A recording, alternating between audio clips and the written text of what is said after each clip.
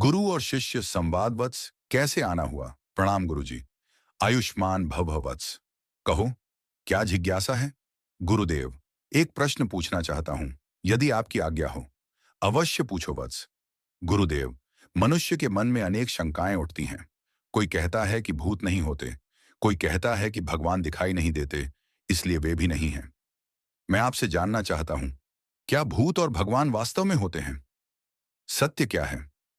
गुरुदेव मुस्कुराए और बोले, वत्स, इस संसार में केवल वही सत्य नहीं होता जो आंखों से दिखाई दे। वायु दिखाई नहीं देती, पर उसका अस्तित्व है।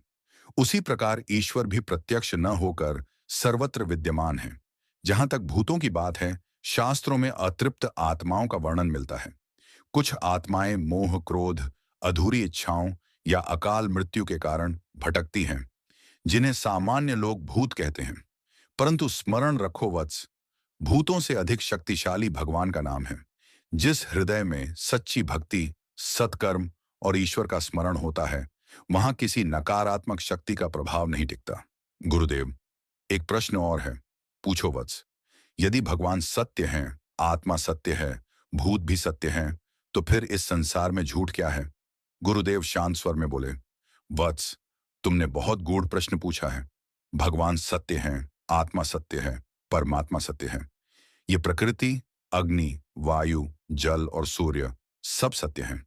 अग्नि अपनी शक्ति प्रकट करती है, वायु दिखाई नहीं देती पर महसूस होती है, जल से ही जीवन संभव है और सूर्य के बिना यह संसार अधूरा है।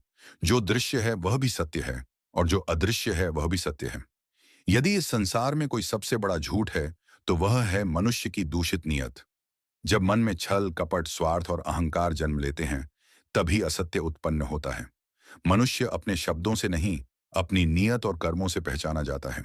इसलिए वत्स, सदैव अच्छे कर्म करो, भलाई का मार्ग अपनाओ, क्योंकि भलाई से ही जीवन में प्रकाश आता है।